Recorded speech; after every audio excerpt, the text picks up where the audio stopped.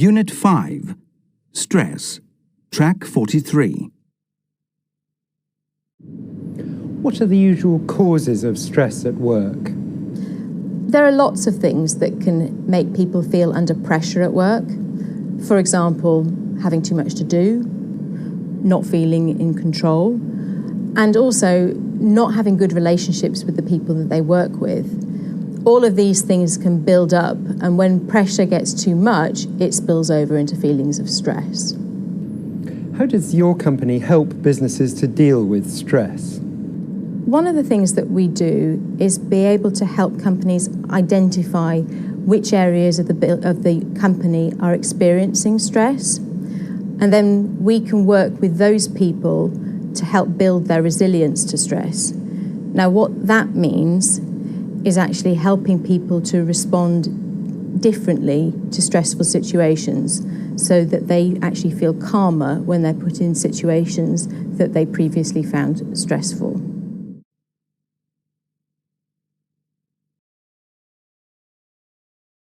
Unit 5. Stress. Track 44. How much stress at work can be considered normal?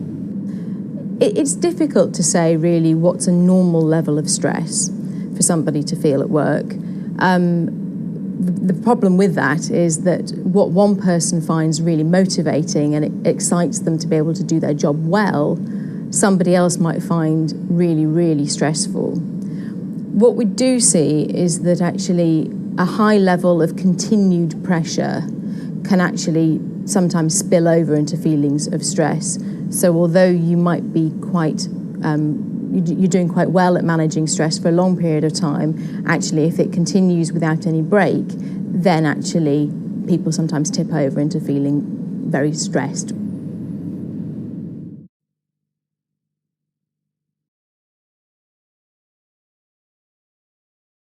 Unit 5. Stress. Track 44.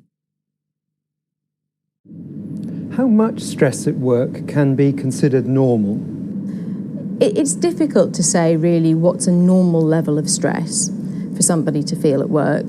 The problem with that is that what one person finds really motivating and it excites them to be able to do their job well, somebody else might find really, really stressful. What we do see is that actually a high level of continued pressure can actually sometimes spill over into feelings of stress.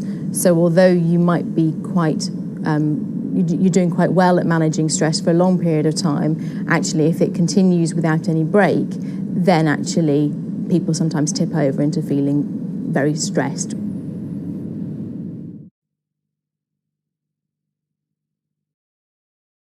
Unit 5. Stress. Track 45.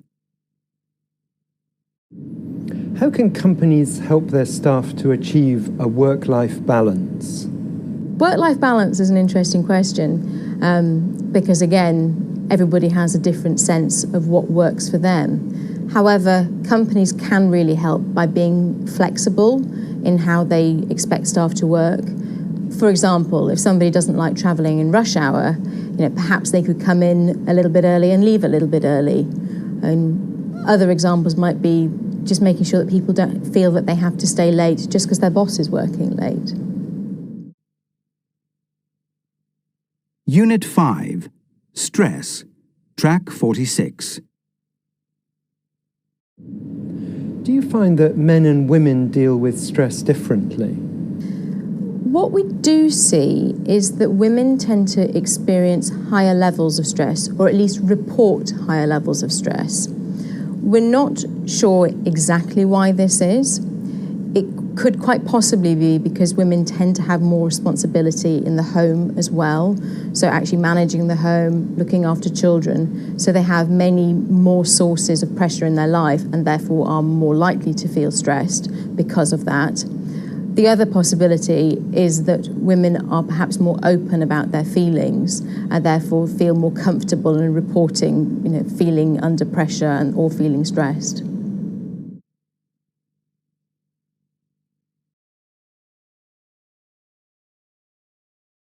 Unit 5. Stress. Track 47. Okay, let's talk about these staff's health and fitness.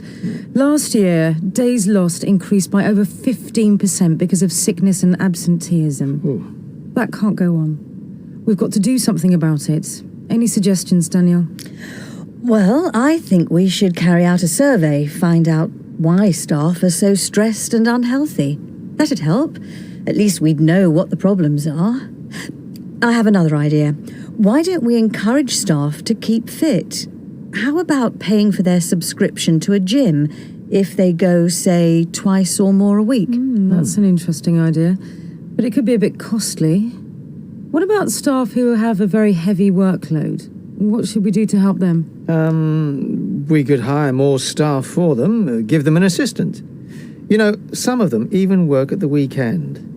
How about banning staff from working at weekends? That'd solve the problem. They'd have more time to relax then, wouldn't they? Well, I suppose we could do that. It's something to consider. You know, there's been a lot of complaints lately from staff who drive to work. They get really stressed when they get stuck in traffic jams. And mothers with young children find it difficult to get to work on time. What do we do about them, Kevin? Why don't we introduce flexi-time for parents with young children? I think we should offer it to our admin staff, and maybe to some staff in other departments. Also, perhaps some staff could work from home. Yes, interesting ideas. I've got a good suggestion, Kevin. Go ahead. Well, it might be a good idea to set up a counselling service with a professional counsellor. Staff could go there and talk about their problems. Oh, yes, and another idea I've just thought of. Why not let staff change duties and roles from time to time to give them a bit of variety in their work? I think this needs further thought. Let's meet tomorrow, same time, and try and come up with a plan to improve the staff's health and fitness.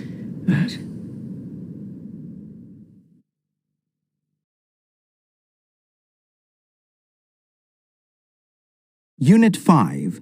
Stress. Track 48. I think we should definitely pay staff subscriptions to the sports centre.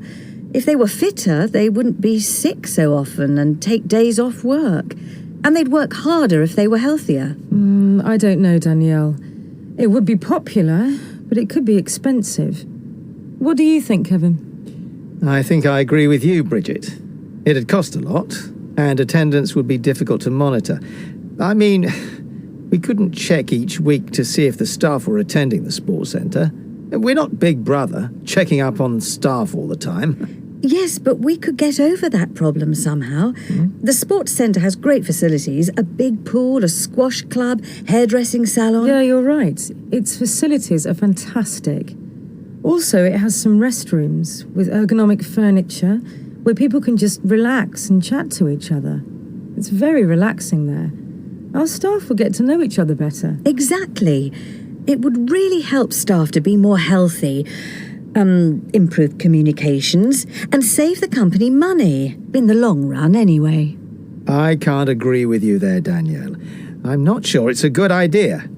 Surely it's not our responsibility to encourage staff to go to a sports club. They should go there because they want to be fit and in good health. It's their responsibility, not ours. We don't want to run their lives for them. I don't know. I still think it's a good idea. It's well worth trying. If it becomes too expensive or it isn't getting results, we can stop paying their subscriptions. It's as simple as that.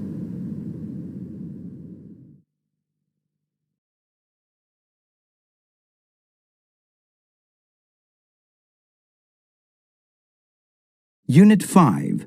Stress. Track 49.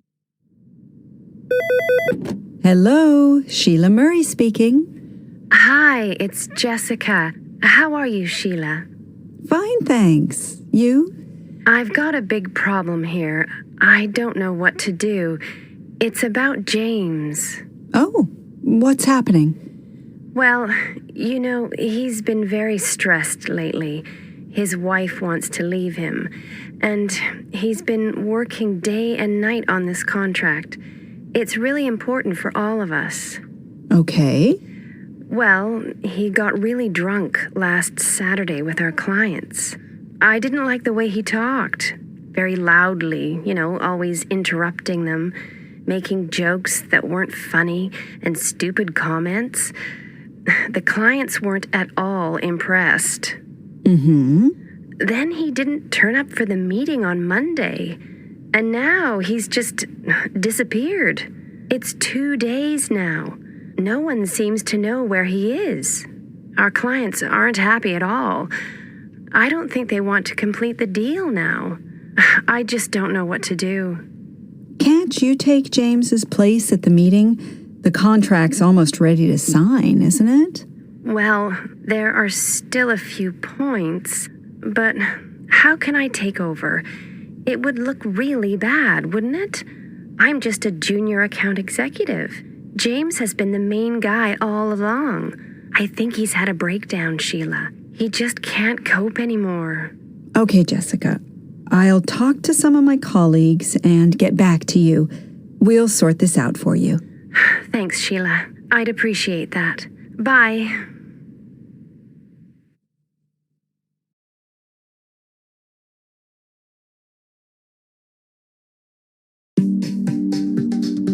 Ros Pomeroy has worked in business in the UK, mainland Europe, and Asia Pacific in a variety of areas, including sales, business strategy, human resources, and most recently, workplace consultancy and change management. She has an MBA from the London Business School and is a trained executive coach. Ros, do these incidents of stress sound familiar to you? There are lots of reasons why people can become stressed at work, and these are examples of people under pressure for varying reasons, such as not feeling in control, like Birgitta, like having too much to do, like Juliana, or having difficulties with work relationships, like Yolanta.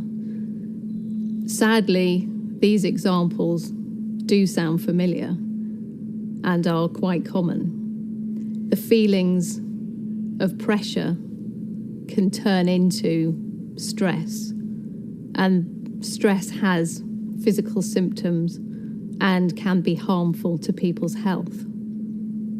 Now, the example of James is perhaps an extreme one. He is under pressure at home and at work, and the evidence suggests that he is having a nervous breakdown, which is serious and would require professional medical help. What advice would you give to the HR department? Although HR, I think, does have a duty to act in support of each of the individuals in this case study, I think they could also act at a more strategic level. So, for example, they could take advantage of the fact that 2 big accounts have recently been lost. The people who were involved with those accounts in the short term will have more time, and those people could be reassigned to work with other teams that are currently under more pressure. It also sounds like an opportunity to set up and run some management training.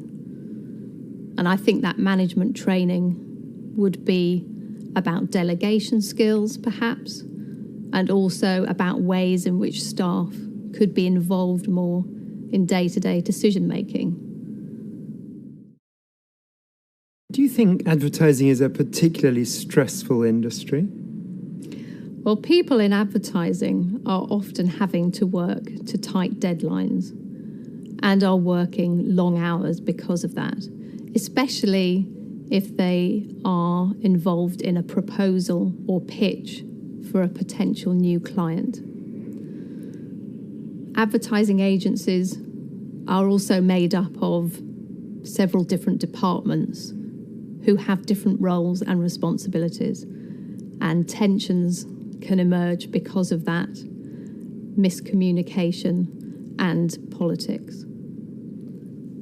but many industries face exactly those same challenges.